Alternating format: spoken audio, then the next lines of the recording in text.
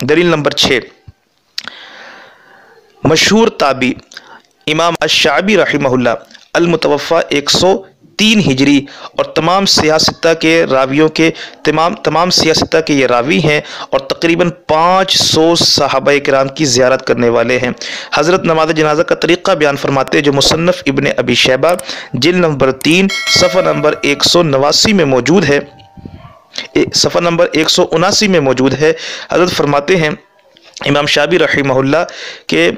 فی التکبیرۃ الاولی یبدأ بحمد اللہ والثناء علیہ والثانیۃ صلاۃ علی النبی صلی اللہ علیہ وسلم والثالثۃ دعاء للمیت والرابعۃ للتسلیم۔ امام شعبی رحمہ اللہ فرماتے ہیں کہ نماز جنازہ کی پہلی تکبیر میں اللہ کی حمد و ثنا کی جائے، دوسری تکبیر کے بعد نبی کریم صلی اللہ علیہ وسلم پر درود پاک بھیجا جائے، اور تیسری تکبیر میں میت کے لیے دعا کی جائے، اور چوتھی تکبیر میں تکبیر کہہ کر سلام پھیر دیا جائے۔ سامعین آپ غور فرمائیں کہ اس روایت کے اندر اتنے مشہور تابعی اور جنہوں نے 500 صحابہ کرام کی زیارت کی ہے، انہوں نے نماز جنازہ کا طریقہ بیان فرمایا، اور کہیں بھی انہوں نے اس بات کا ذکر نہیں کیا کہ نماز جنازہ کے اندر سورہ فاتحہ پڑھنی چاہیے، قرآن پاک کی کوئی اور سورت پڑھنی چاہیے، قرات کا ذکر نہیں فرمایا، بلکہ فرمایا پہلی تکبیر کے اندر اللہ کی حمد و ثنا کی جائے، اللہ کی حمد و ثنا کا ذکر کیا۔ اگر نماز جنازہ کے اندر سورت فاتحہ مشروع ہوتی، قرات کرنا جائز ہوتا یا اس کا کوئی ثبوت شریعت میں ہوتا، اور وہ بطور قرات کے کوئی صحابی نماز جنازہ میں سورہ فاتحہ پڑھنے کا قائل ہوتا، تو پھر یہ تابعی نماز جنازہ سکھاتے وقت کبھی بھی اس بات کو نہ چھوڑتے، بلکہ اس بات کا ضرور ذکر کرتے۔ لیکن حضرت نے نماز جنازہ کی پہلی تکبیر کے اندر اللہ کے حمد و ثنا کا ذکر کیا، دوسری تکبیر میں نبی کریم صلی اللہ علیہ وسلم درود پاک کا ذکر کیا، تیسری تکبیر میں میت کی دعا کا ذکر کیا۔ یہ نماز جنازہ کا طریقہ بتلایا۔ اس پورے طریقے کے اندر قرات کا کوئی ذکر نہیں ہے، فاتحہ کا کوئی ذکر نہیں ہے۔ اس سے معلوم یہ ہوا کہ صحابہ کرام کے دور میں اور تابعین کے دور میں نماز جنازہ کے اندر قرات کرنا مشروع نہیں تھا، سورہ فاتحہ پڑھنے کا معمول نہیں تھا۔ دلیل نمبر 7، مصنف ابن ابی شیبہ جلد نمبر 3 صفحہ نمبر 183 میں موجود ہے۔ حضرت عبداللہ بن عمر رضی اللہ تعالی عنہ کے بیٹے حضرت سالم رحمہ اللہ المتوفہ 106 ہجری، ان کو مدینہ کا فقی کہا جاتا تھا۔ حضرت نماز جنازہ یہ سالم بن عبداللہ رحمہ اللہ بھی نماز جنازہ کے اندر قرات کے قائل نہیں تھے۔ چنانچہ سألت سالما فقلت القراءة على الجنازة فقال لا قراءة على الجنازة۔ حضرت سالم رحمہ اللہ سے پوچھا گیا کہ کیا نماز جنازہ کے اندر قراءت کی جا سکتی ہے یا نہیں، تو حضرت فرماتے نہیں، نماز جنازہ کے اندر قراءت کرنا جائز نہیں ہے۔ انہوں نے نماز جنازہ میں قراءت کرنے سے منع فرما دیا۔ دلیل نمبر 8، مصنف ابن ابی شیبہ جلد نمبر 3 صفحہ نمبر 183 میں موجود ہے۔ حضرت انس بن مالک، عبداللہ بن عباس، عبداللہ بن عمر رضی اللہ عنہ کے مشہور شاگرد اور مشہور تابعی حضرت امام ابو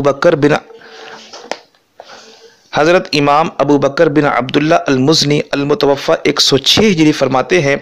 کہ مجھے نماز جنازہ میں قرات کے متعلق علم تک نہیں ہے۔ اگر اس وقت قرات کا معمول ہوتا تو صحابہ کے شاگرد اس بات سے کیسے مخفی رہ سکتے تھے؟ آپ کا فرمان جو مصنف ابن ابی شیبہ میں ہے، فرماتے لا اعلم فیہا قراءۃ، کہ مجھے نماز جنازہ میں قرات کے بارے میں کوئی علم نہیں ہے۔ تو حضرت انس مشہور صحابہ کرام کے مشہور شاگرد امام ابو بکر بن عبداللہ اتنے مشہور تابعی ہیں اور صحابہ کرام کے شاگرد ہیں، اور بڑے بڑے صحابہ کرام کے یہ معروف شاگرد ہیں۔ اگر نماز جنازہ کے اندر قرات کرنا مشروع ہوتا، جائز ہوتا، تو ان سے یہ بات کبھی مخفی نہ رہتی، بلکہ یہ تو صاف اعلان فرمایا لا اعلم فیہا قراءۃ، کہ میں تو اس بارے میں جانتا ہی نہیں کہ نماز جنازہ کے اندر قرات کرنا بھی شریعت میں مشروع ہے۔ دلیل نمبر 9، مشہور محدث فقیہ اور تابعی امام حضرت ابو ہریرہ رضی اللہ تعالی عنہ کے مایہ ناز شاگرد علامہ ابن سیرین رحمہ اللہ المتوفہ 110 ہجری، وہ بھی نماز جنازہ کے اندر قرات کے ترک کے قائل تھے کہ ترک قرات ان کا معمول تھا۔ چنانچہ مصنف ابن ابی شیبہ جلد نمبر 3 صفحہ نمبر 182 میں موجود ہے کہ انہو عن محمد انہو کان لا یقرأ فی الصلاة علی المیت، کہ علامہ ابن سیرین رحمہ اللہ نماز جنازہ میں قرات نہیں کیا کرتے تھے۔ دلیل نمبر 10، امام عطا ابن ابی رباحہ مشہور تابعی ہیں، المتوفہ 114 ہجری، جو محدث بھی ہیں اور فقی بھی ہے، اور انہوں نے کئی صحابہ کرام کی زیارت کی ہے اور ان کی شاگردی کا شرف حاصل کیا ہے، اور یہ حضرت عطا ابن ابی رباحہ اپنے زمانے کے اندر مکہ کے مفتی رہے۔ آپ کے بارے میں مصنف ابن ابی شیبہ جلد نمبر 3 صفحہ نمبر 183 میں موجود ہے کہ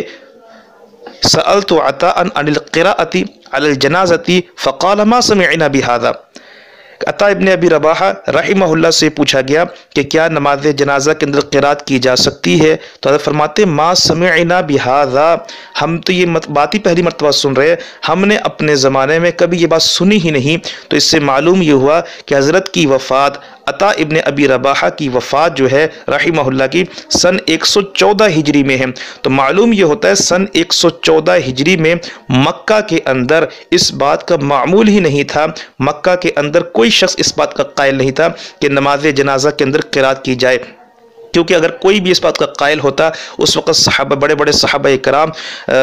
کرام کا زمانہ انہوں نے پایا ہے، اگر کوئی صحابی بھی، کوئی بڑا فقیہ تابعی بھی اس کا قائل ہوتا تو حضرت یہ کبھی نہ فرماتے ما سمعنا بہذا۔ حضرت تو صاف لا علمی کا اعتراف کر رہے ہیں اور فرما رہے ہیں ہم نے یہ بات کبھی سنی ہی نہیں۔ تو اس سے معلوم یہ ہوا خیر القرون میں مرکز اسلام یعنی مکہ مکرمہ میں نماز جنازہ بغیر قرات کے پڑھی جاتی تھی۔ دلیل نمبر 11 مصنف ابن ابی شیبہ جلد نمبر 3 صفحہ نمبر 183، صفحہ نمبر 1 مصنف ابن ابی شیبہ جلد نمبر 3 صفحہ نمبر 183 میں موجود ہے کہ عن ابن طاؤوس عن ابیہ وعطاء انہما کانا ینکران القراءۃ علی الجنازۃ، کہ امام طاؤوس رحمہ اللہ اور عطا ابن ابی رباحہ رحمہ اللہ کے بارے میں حضرت طاؤوس کے بیٹے فرماتے ہیں کہ وہ نماز جنازہ پر قرات کے قائل نہیں تھے۔